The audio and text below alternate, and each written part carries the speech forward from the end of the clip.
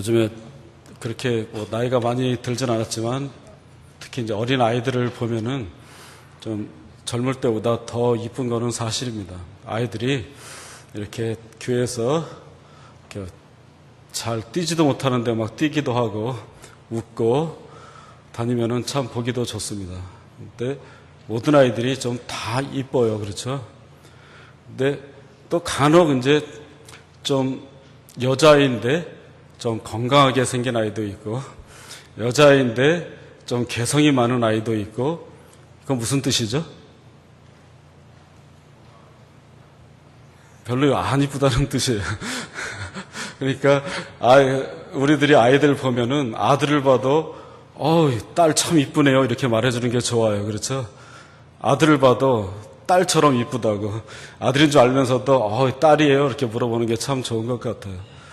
그러니까 뭐 개성 있게 생겼네요, 아주 건강하네요, 뭐 장군감이네요, 막 이게 듣기는 좋은 말 같지만 사실은 이제 그 진실하고는 좀 거리가 먼 그런 내용이 되죠. 제 친구의 딸 하나는 예전에 굉장히 건강했어요. 근데 이제 머리카락도 한 4살, 5살까지 머리카락이 별로 없었어요. 여러분 지금 잘 안 나오는데 옛날에 미국의 프로레슬링 중에 헐크 호건이라고 있었거든요. 힘은 굉장히 센데 머리숱이 이렇게 많지 않아요. 그러니까 맨살이 많이 보여요. 근데 제 친구 딸이 그랬어요. 그래서 제 친구 딸 별명이 헐크 소녀였어요. 헐크 소녀. 근데 이제 이쁘진 않았는데 그 할머니가 굉장히 이뻐하고, 근데 지금은 너무 얘가 이뻐져가지고 예전의 모습은 없는데, 근데 여자의 별명이 헐크 소녀면은 굉장히 좀 그때는 볼 게 없는 아이죠. 근데 이제 우리들이 이야기를 왜 하냐면 말을 잘 들어야 돼요. 이 말 뜻이 무엇인지, 그러니까 액면 그대로 다 믿으면 안 될 때도 굉장히 많이 있어요. 그러니까 진실처럼 말해도 진실이 아닌 경우도 굉장히 많이 있습니다. 성경 말씀이나 다른 책이나 사람들의 말이나 그래서 우리들이 주의 깊게 봐야 됩니다. 특히 하나님의 말씀도 그렇게 표현하는 경우가 굉장히 많아요. 여러분들 풍자라고도 들어봤잖아요. 풍자 또 풍유 하는데 그 풍자나 풍유는 있는 그대로 읽으면은 완전히 정반대로 해석할 때도 있어요. 여러분 우리나라 조선시대에도 또 우리나라 역사에도 광대들 있지 않습니까? 광대. 그러니까 광대들이 주로 하는 게 뭐 사람들 앞에서 춤추고 웃고 아주 그냥 코미디 같이 그냥 뭐 왕도 비꼬고 막 웃으면서 막 사람들 막 웃고 막 그러잖아요. 그런데 그 광대들은 앞에서 막 웃지만 뒤에서는 어떻게 하죠? 울어요. 힘들어요. 광대가 하는 말은 그 겉으로 듣는 말하고는 다른 거예요. 반대로 꼬집는 말을 하는 거예요. 웃으면서 사람들을 웃기지만 웃기는 게 아니라 그때 당시에 권력자나 이런 사람들을 꼬집는 이야기를 하는 거예요. 그래서 광대들의 삶은 편안하게 마치지 못하고 거의 대부분 중간에 죽어요. 서양에도 뭐 삐에로 분장을 하는 사람들 있잖아요. 그런데 삐에로 분장을 하고 삐에로 얼굴이 웃고 있잖아요. 웃고 있는데 사실은 뭐 하고 있는 거죠? 울고 있는 거죠. 웃으면서 사람들 뭐 어떤 얘기 뭐 왁짝 짓고 웃기기도 하는데 잘 들어보면은 웃기는 게 아니라 어떤 권력자나 어떤 대상을 꼬집고 비판하는 그러한 내용이 되는 경우가 굉장히 많습니다. 오늘 우리가 읽은 이 본문도 그냥 아무 생각 없이 읽으면은 굉장히 좋은 노래고 굉장히 좋은 시입니다. 그리고 이 한국말로는 표현되어 있지 않지만 글자가 하나하나 딱딱 맞춰서 그냥 박자 운율이 다 맞게 정교한 그 시로 되어 있습니다. 근데 내용을 그냥 우리 성경으로 또 뭐 영어 성경도 마찬가지고 있는 그대로 읽으면은 굉장히 좋은 시가 됩니다. 그런데 제가 이 이야기하는 건 뭐죠? 그렇지 않다는 뜻이죠. 잘 읽어야 됩니다. 예수님께서도 이 풍자로 이야기를 굉장히 많이 하셨습니다. 예수님께서 어떤 어려운 사람, 죽어가는 사람을 도와준 사람에 대해서 이야기를 합니다. 그런데 죽어가는 사람들 도와준 사람이 제사장도 아니고 레위인도 아니고 유대인도 아니고 누구였죠? 사마리아인이었습니다. 사마리아인에다가 또 여자입니다. 그런데 그 앞에 선한이라는 뜻이 붙어 있습니다. 선한 사마리아. 그러니까 선한 사마리아는 말이 안 되는, 논리적으로 말이 안 되는 겁니다. 유대인들에게는 사마리아 사람을 선하다고 생각하지 않습니다. 그런데 그 앞에 선한 사마리아라고 그러고, 사마리아인 여자를 높이고 유대인, 특히 제사장이나 레위인을 비꼬는 그 설교를 예수님께서 하셨습니다. 예수님께서도 풍자로 말씀을 많이 하셨습니다. 오늘날 흔히 우리들이 어떤 분들은 좀 오해하고 있는데, 신문에 있는 내용은 다 사실이고 진리다. 하지만 각자 처해 있는 회사나 그렇다 해서 정확하게 객관적으로 신문을 쓴다 이렇게 보기가 힘듭니다. 어떤 소설이나 어떤 에세이나 어떤 글에도 그 사람이 갖고 있는 편향성이 다 드러나게 되어 있습니다. 그래서 깊게 읽고 또 글도 많이 읽어야 그 내용을 우리들이 알 수가 있습니다. 오늘의 본문도 그래서 정말 잘 읽어야 됩니다. 겉으로 볼 때는 굉장히 훌륭한 감사의 노래입니다. 겉으로 볼 때에는 기도 많이 하고 하나님께서 바로바로 응답하는 사람처럼 보입니다. 그런데 전후 문맥을 보고 본문의 내밀한 분석과 요나가 처한 환경을 우리들이 잘 보면 그렇지도 않은 내용입니다. 요나는 우리들이 지금까지 봤지만 선지자입니다. 하나님과 교통하고 하나님과 대화하는 사람입니다. 그래서 하나님과 대화하고 싶고 하나님과의 관계가 목마른 사람에게는 굉장히 부러운 위치에 있는 사람입니다. 그런데 이러한 사람이 하나님의 명령에 불순종해서 하나님께서 가라는 방향과 정반대로 도망을 갑니다. 그리고 자기의 전 재산을 들여서 배를 타고 도망합니다. 도망하는데 최선을 다합니다. 하나님의 얼굴을 피하는데 자기의 전력을 다해서 하나님의 얼굴을 피해서 반대 방향으로 가는 사람입니다. 이거 자체가 벌써 풍자입니다. 하나님의 선지자가 반대로 행동을 합니다. 하나님께서는 그런 요나에게 태풍을 던지십니다. 태풍 때문에 바다가 흔들릴 때에 하나님을 믿지 않는 사공들과 거기에 있는 모든 선원들은 최선을 다해서 살려고 노력을 하고 또 틀리지만 자기들이 섬기는 신에게 최선을 다해서 기도를 합니다. 그런데 요나는 반비례합니다. 하나님께 부르짖지도 않고 오히려 배 맨 밑에서 깊이 잠을 잡니다. 그리고 지적을 받고 깨어났을 때에도 자기 죄에 대한 회개가 전혀 없습니다. 그러한 가운데서 나를 물에 빠뜨려라 그러면 될 것이다 하고 물에 빠집니다. 큰 물고기가 삼킵니다. 바다가 잠잠해집니다. 그러한 상황 속에서 오늘 본문의 말씀이 이어집니다. 17절에 보면 여호와께서 이미 큰 물고기를 예비하사 요나를 삼키게 하셨으므로 그럽니다. 자, 여호와께서 이미입니다. 이미 큰 물고기를 예비하사. 하나님께서는 사람이 하나님과의 반대되는 어떤 행동을 해도 하나님께서는 일안이 있고 두 번째 안이 있고 세 번째 안이 있고 하나님의 계획에는 사람이 아무리 노력을 해도 하나님의 계획은 당연할 수가 없습니다. 하나님께서 요나의 그 모습을 바라보고 이미 하나님은 계획을 세워놓았습니다. 또 요나가 이거 말고 다른 계획을 했으면 하나님께서 또 다른 하나님의 안을 마련해놓고 준비하고 있었을 겁니다. 큰 물고기를 예비하사 하는데 예비해서 했다는 것은 그냥 예비했다 이 정도로 끝나는 것이 아니라 어떤 그 물고기 하나를 이미 지정했다는 뜻이에요. 이미 지정했다. 그리고 이미 지정해서 이 물고기는 그 하나님의 시간을 기다리고 있어야 됩니다. 그런데 이 지정했다, 예비했다 이 말을 본문 이후에도 그 세 번이나 더 나옵니다. 그러니까 오늘 이 큰 물고기를 지정했다, 예비했다 이 말 말고 세 번이 더 나옵니다. 그러니까 하나님은 요나를 위해서 네 번이나 준비를 하십니다. 네 번이나 예비하시고 각기 다른 종류를 네 번이나 하나님께서는 지정하고 기다리고 계십니다. 물고기를 지정하십니다. 그 다음에는 우리가 나중에 읽게 되겠지만 큰 박넝쿨을 하나님께서 지정하십니다. 그 큰 박넝쿨은 요나가 올 때까지 그 자리에서 기다리고 있습니다. 그러니까 요나는 모르지만 그 박넝쿨은 기다리고 있습니다. 그 다음에는 박넝쿨을 갉아먹을 벌레를 하나님께서 이미 이 벌레, 곤충까지도 하나님께서는 지정하고 준비하고 있습니다. 그리고 마지막에는 하나님께서 정말 너 더위에 한번 고생해봐라 해서 큰 동풍은 아주 메마르고 더운 바람을 말합니다.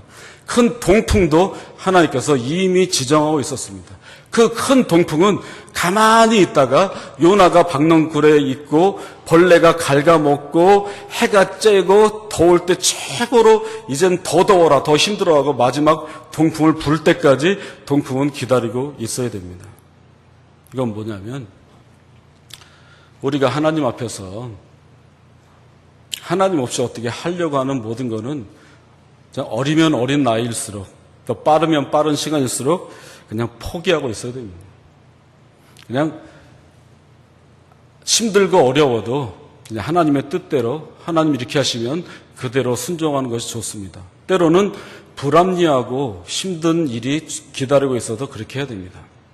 저희 중고등부가 이번에 수련회에 가서 강화도에 있는 정말 초창기에 믿음이 좋은 사람들, 그 사람들에서 이야기를 나누다가 질문이 있었습니다. 한 사람 이제 모두는 아니지만 지정하면 나와서 대답을 하고 했습니다. 뭐냐면 너희들도 이 사람들처럼 하나님께서 모든 거 다 버리고 가라 그러면 갈래? 하는 거죠.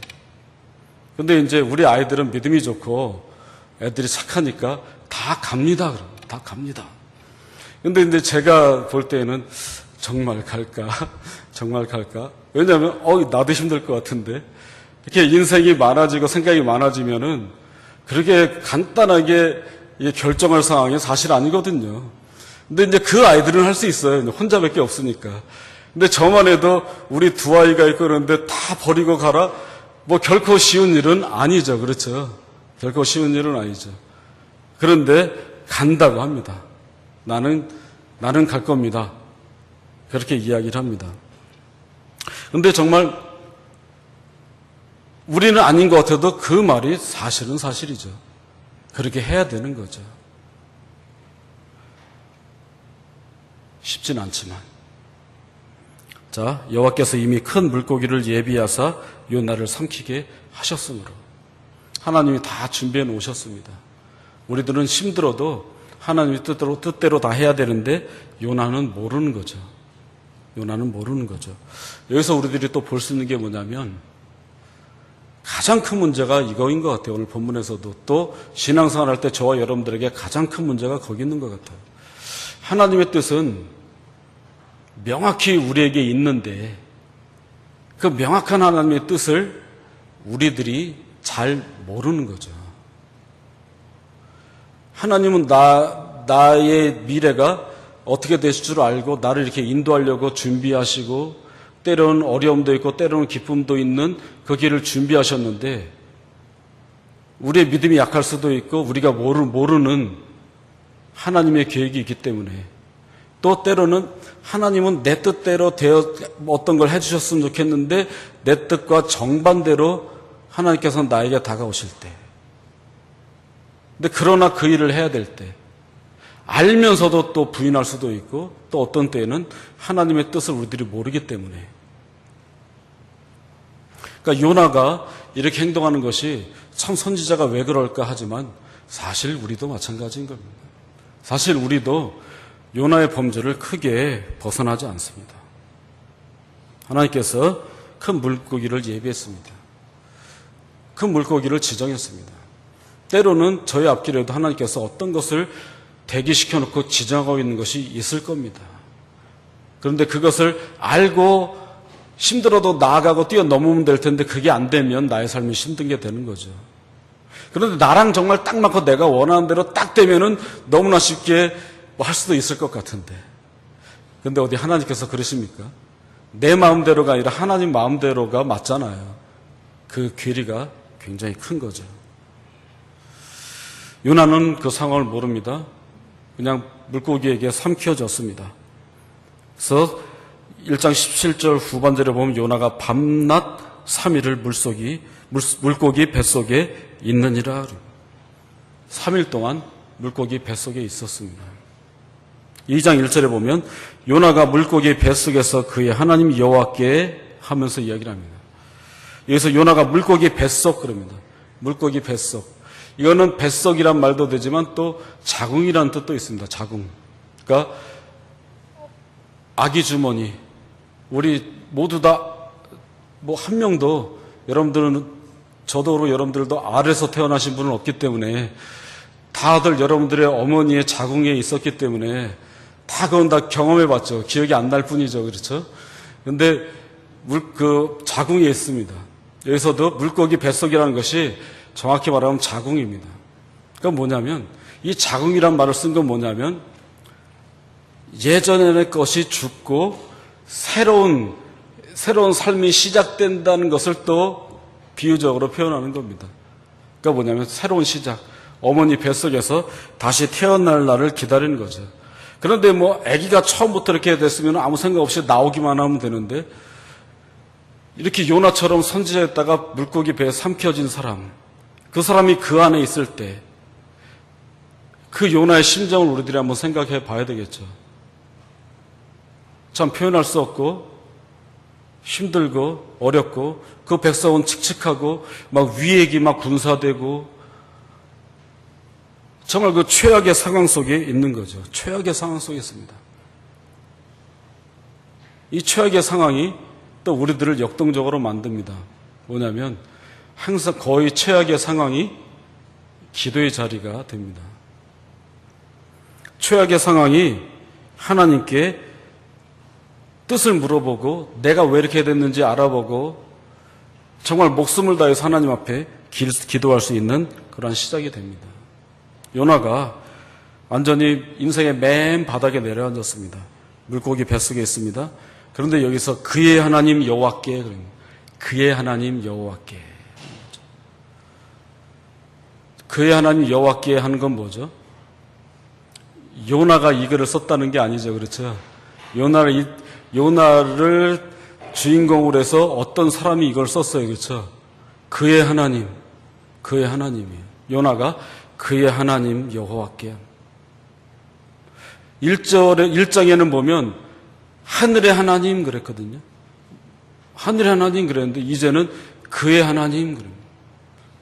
이 글을 쓰는 그 사람도 요나의 달라지는 그 상황을 말하는 거죠. 그렇죠? 요나는 자기 자신의 하나님 앞에 정말 기도의 자리에서 간절히 기도를 시작하는 그 모습을 묘사를 하고 있습니다. 2절에 보면 이르되 내가 받는 고난으로 말미암아 여호와께 불러 아뢰었더니 주께서 내게 대답하셨고 내가 소울의 뱃속에서 부르짖었더니 주께서 내 음성을 들으셨나이다. 자, 절 보십시오. 요나가 이렇게 기도했더니 하나님께서 대답하시고 응답해 주셨다 그럽니다. 참 기도의 정석이죠. 그렇죠? 참 기도의 정석입니다. 이렇게 기도했더니 하나님께서 이렇게 들어주셨다. 근데 여기서 뭔가 중요한 게 좀 빠진 것이 하나 있어요. 기도했더니 들어주셨다 하는데 아직까지 1장에도 그렇고 지금까지도 그렇고 요나는 하나님 앞에 정말 나 때문에 괴로움 당했던 선원들, 사공들, 그리고 요나 자신이 하나님 앞에 범죄했던 모든 것들, 그러니까 나 때문에 고난당한 사람들을 위해서 뭐 용서를 구하지도 않았고 더구나 자기 죄에 대해서 하나님 앞에 회개하지 않았어요. 그런데 재밌는 거는 하나님이 고난을 주신 것이 아니라 본인이 자초해서 스스로 도망한 것이었어요. 그런데도 하나님은 그 요나의 기도에 응답을 해주셨어요. 회개하는 것도 없었고 하나님께서 일방적으로 고난 주신 것이 아니라 자기 자신이 여호와의 얼굴을 피해서 도망을 갔고 정반대로 했어요. 그리고 회개하지 않았어요. 그런데 하나님께 기도했는데 하나님께서 응답을 해주셨어요.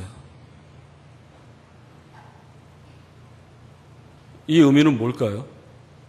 아무리 봐도 회개하지도 않고 진심으로 정말 진심으로 했을까? 우리 끝까지 보면 다 알게 됐지만 근데 그렇지도 않은 것 같은데 하나님께서는 들어주셨어요.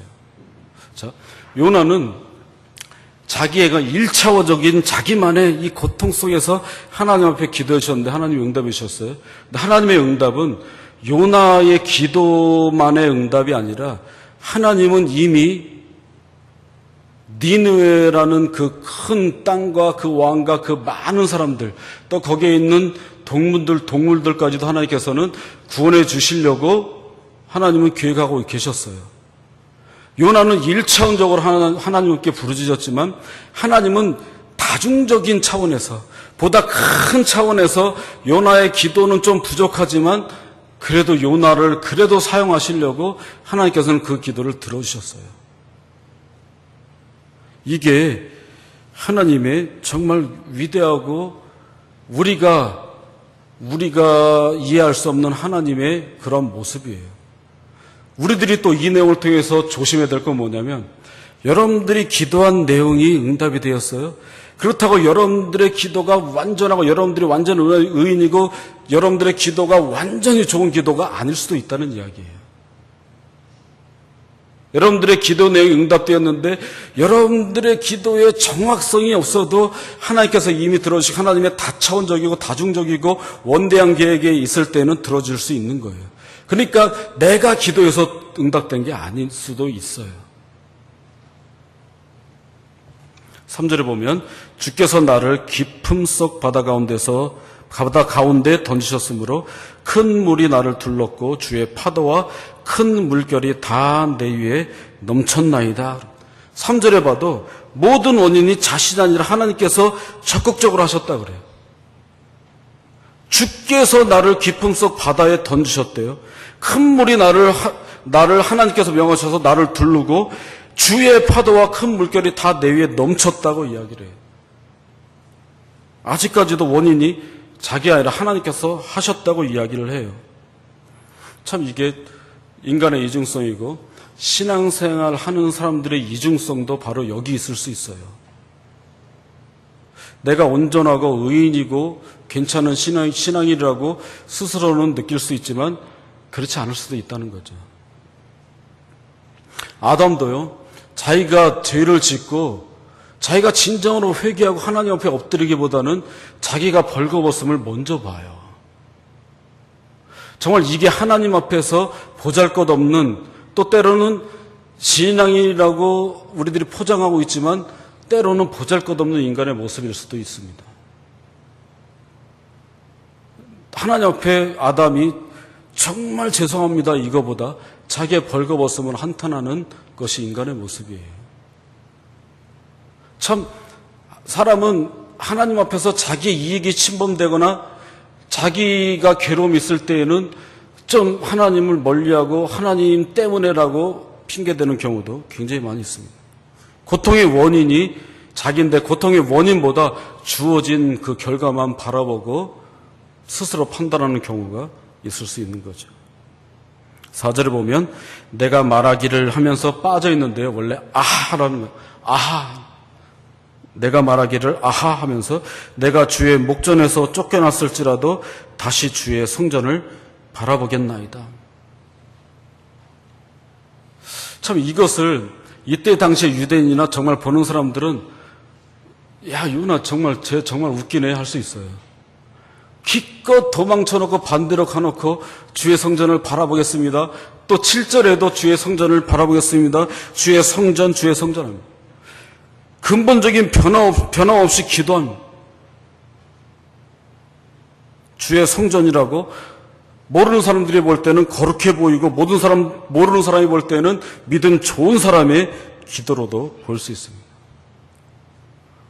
5절하고 6절 보면은 우리가 읽어봤지만 요나가 처한 어려움들을 이야기합니다. 자기가 이러한 괴로움 속에 있었다는 거죠. 6절에 보면 산의 뿌리가 산의 뿌리까지 내려갔다 그럽니다.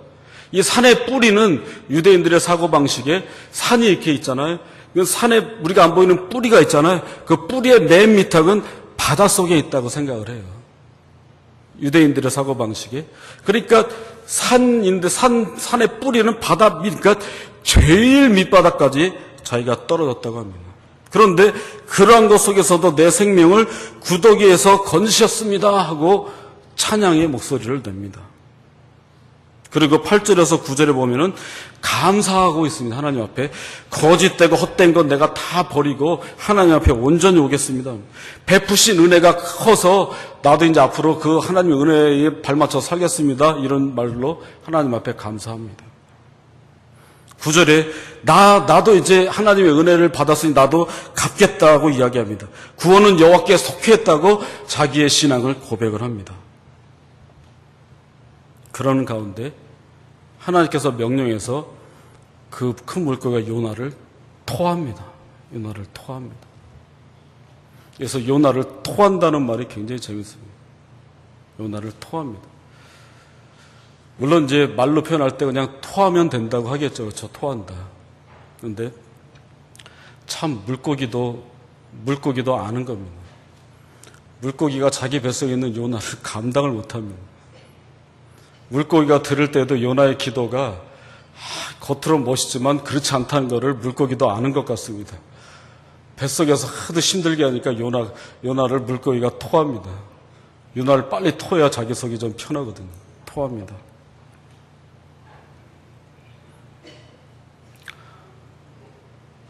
정말 겉으로 볼 때는 굉장히 좋은 내용입니다.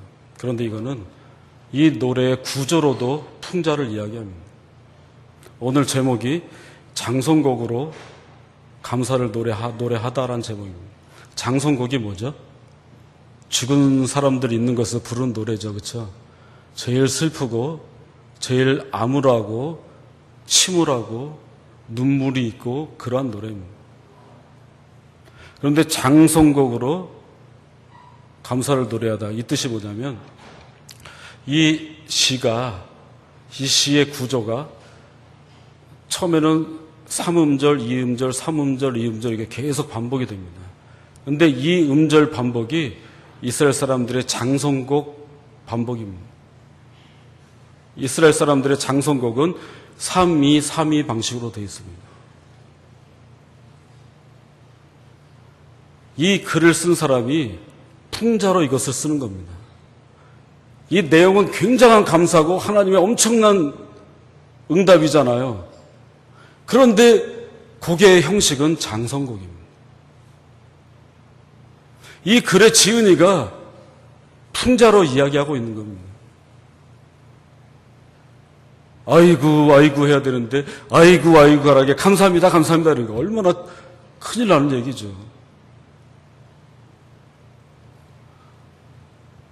간혹 TV 나오는 코미디언들에서 웃긴 얘기할 때 장례식장 가가지고 그 상주랑 악수를 하는데 그러면 안 되는데 갑자기 웃음이 터질라 그러는 거예요. 갑자기 웃음이 터질라 그러는 거예요. 그럼 웃음이 터지는 걸 참아야 되는데 혹시 참지 못하고 상주랑 가서 처음에 인사를 하는데 손을 잡고 상 잡아서 막 웃으면 어떻게 되는 거예요? 미친 사람이죠. 그거 제정신이 아닌 사람이죠. 장례식 가서 막 웃어요. 깔깔대고 막 웃어요. 이 노래풍이 그런 거예요. 장성곡으로 불러야 될 곡인데 거기에 하나님에 대한 감사와 찬양이 있어요. 그 의미예요. 장례식장에서 상주 보고 막 웃는 거랑 분위기가 비슷한 거예요. 이 노래의 형식 자체가 장성곡인데 내용은 감사의 노래예요. 이건 뭐냐면 요나 자신이 겉으로 볼 때 선지자고 또 물고기에서 기도한 내용, 자기의 물고기 뱃속에서 정말 낮은 자리에서 기도의 자리에서 정말 자기의 회개가 넘치고 자기 때문에 고통당한 사람들에 대해서 하나님 앞에 용서를 구하고 정말 진심으로 하나님 앞에 이 노래를 부르면은 곡조가 그렇지 않겠죠. 그런데 겉으로 볼 때는 감사하고 막 이러는데 그 속은 안 그랬다는 것을 이 글이 표현하고 있어요. 형식도 표현하고 있어요. 요나는 자기만의 그 사고가 있는 거예요. 뭐냐면 그래도 유대인, 하나님의 구원이 유대인의 테두리 안에 있기를 우리를 괴롭히는 저 이방인의 그 대장 역할을 하는 저 니느웨는 좀 망하기를. 근데 하나님은 내 뜻과 다르게 니느웨를 구원하고 나를 니느웨의 구원의 선지자로 나를 삼았다. 이게 용납이 안 되는 거예요. 이 유대인의 테두리를 넘지 못하는 거죠. 저는 예전부터 저희 아버지는 참 그림도 잘 그리고 글도 잘 쓰고 하는데 저는 어릴 때부터 영 미술에는 소질이 없어요. 근데 요즘 애들은 안 하지만 저희 초등학교나 중학교 때만 해도 참 표 많이 썼잖아요. 표. 그렇죠. 막 교실 벽에도 뭐 무찌르자 공산당, 뭐 나는 공산당이 싫어요. 굉장히 많았잖아요. 옛날에 또 뭐 멸공 뭐 같은 그런 거 굉장히 많았잖아요. 교실이고 앞에 학교 강당에도 막 그냥 있고. 그런데 그게 이렇게 거기다 이제 그 연필로 틀을 잡으면 거기다가 붓이나 뭐 크레파스나 이런 거로 칠을 하잖아요. 칠을 하면은 저는 여태까지 한 번도 칠이 밖으로 안 넘어간 적이 없어요. 근데 저희 누나는 붓질을 이렇게 하는데 어떻게 붓심 없잖아요. 근데 어떻게 붓으로 칠하는데 밖으로 안 나가요, 저희 누나는. 근데 저는 안 나간 적이 한 번도 없어요. 그래가지고 맨날 그 제 숙제는 저희 누나가 맨날 해줬어요. 왜냐면 저는 넘어가니까. 그런데 저희 누나는 안 넘어가요. 어떤 시인이, 김승희라는 시인이 제도라는 시가 있어요, 제도. 그건 뭐냐면, 자기 어린아이가 놀고 있는데, 그 그림책에 색칠을 하고 있어요. 그림책에 색칠을 하고 있어요. 엄마가 가만히 어린아이가 색칠하는데 가만히 보니까 애가 강박관념이 있어요. 뭐냐면 그 색칠하는데 일단 그림이 돼 있잖아요. 그렇죠? 기본 판이 돼 있고 거기다 색칠을 해야 되잖아요. 근데 조그만 아이가 이 색을 넘어가면 안 된다는 거를 누가 가르쳐줬는지 아는 걸 본 거예요, 엄마가. 누가 가르쳐준 사람 없잖아요. 유치원 다니는 애도 아니고 엄마도 이 색 넘기지만 한 적이 없었거든요. 근데 아이가 거기에 색칠하면서 색을 안 넘기려고 그러는 거예요. 그때 이 엄마가 보고 야, 사람이 이렇구나. 어떻게 가르쳐주지 않았는데도 요 테두리를 넘어가지 않으려는 강박관념이 있을까? 은연중에 티 안 나지만 나라나 어떤 공동체나 이런 데서 어떤 테두리를 준 거예요. 넘어가지 말라고 테두리를 만들어 놓은 거예요. 그 엄마가 아이한테 그래요. 야, 시원하게 넘어가라.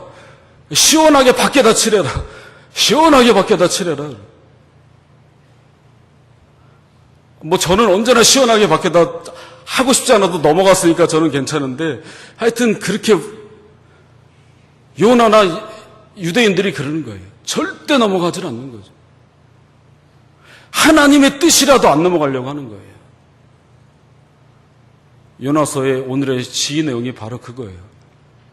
넘어가라. 어떻게 하나님의 뜻인데도 안 넘어가냐?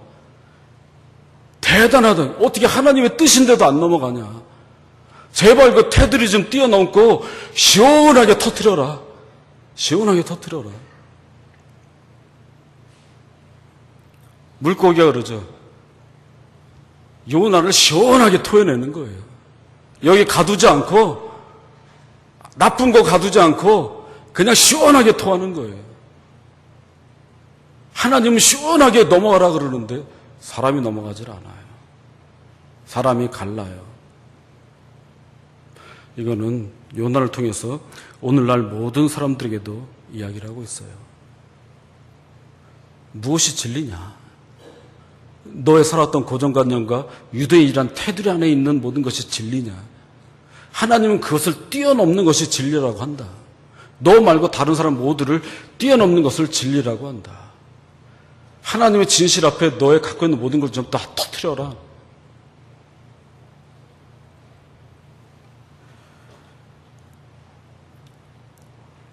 전직불 앞에 방백이라는 글이 있습니다. 이청준이라는 소설가가 쓴 글인데요. 신앙생활 하시는 분들 이청준의 소설은 좀 읽어볼 필요가 있습니다. 이청준의 글인데 전지불 앞에 방백입니다.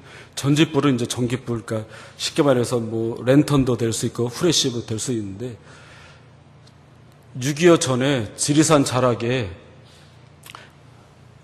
빨치산이 있었고 국군이 있었잖아요. 그렇죠?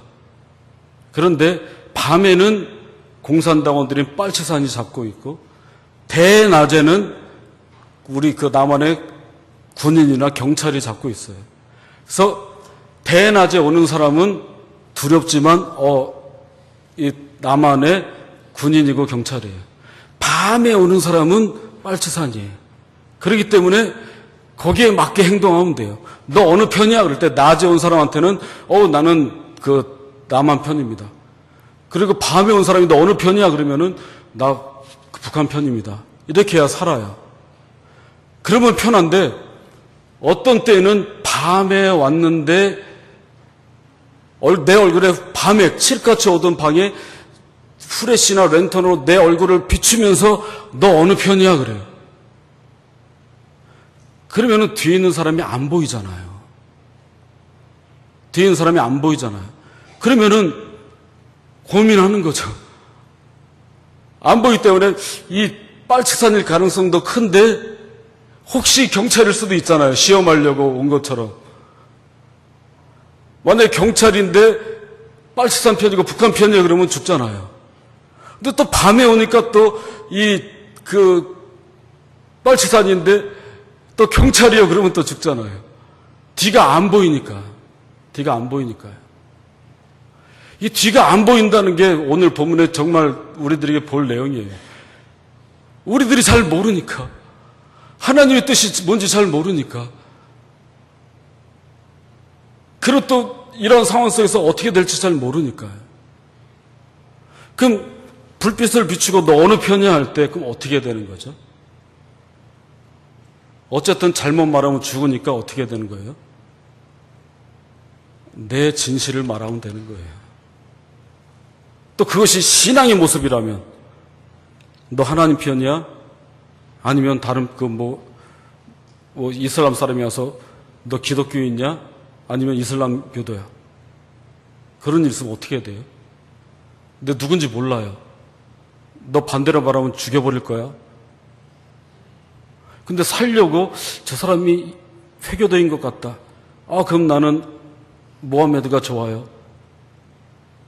그런데 알고 봤더니 기독교인이에요. 그래서 죽으면 어떻게 돼요? 우리의 그 천국 가는 전선의 위험성이 많잖아요. 그런 절체절명의 상황에서는 내가 믿는 하나님의 말씀을 혹시 반대가 돼서 죽더라도 진실을 말할 수밖에 없잖아요. 요나의 모습은 하나님 앞에 진실 없이 겉으로 진실인 척하는 그 사람들을 이야기하고 있습니다. 그러면 흔들리죠. 그런 성도가 많으면 흔들리고, 이거는 기독교인을 말한 게 아니라 우리 같은 하나님의 백성들에게 선포되어지는 말씀입니다. 너 진실이냐? 진짜냐? 너 진실이냐? 진짜냐? 하는 그거죠. 정말 외식하고 아닌데 진짜인 척하고 이런 모습에서 정말 웬만하면 간증하러 안 다니는 게 좋고 간증하는 소리를 정말 잘 들어야 됩니다. 처음에 정말 해서 간증하는 사람들 처음에는 정말 성실껏 있는 대로 할 수 있지만 지나면서 자기 자신 높아지고 좀 살을 보태고 이런 경우도 굉장히 많아요. 그리고 나중에 알고 보니까 저 사람 자기 간증한 거에 반대로 살더라. 꼭 요나의 모습처럼 되는 거죠. 가짜인데 진짜인 척하는 것. 정말 멋진 기도였지만 겉으로만 기도하는 그 요나의 모습처럼 볼 수 있는 거죠. 우리는 어떤 상황 속에서도 절체절명이 아니더라도 항상 진리 편 앞에서 진리는 하나님께서 하라고 하나님께서 명령하시는 그것을 하는 성도들이 많아질 때에 우리 교회가 흔들리지 않고 그런 성도들이 우리 교회를 이루고 주변에 생명샘이 흘러넘쳐서 많은 사람들을 복되게 할 수 있는 저와 여러분들은 하나님 앞에 정말 100% 진짜의 신앙인들로 살아가는 우리 모두가 되기를 간절히 축원합니다. 기도하겠습니다. 하나님,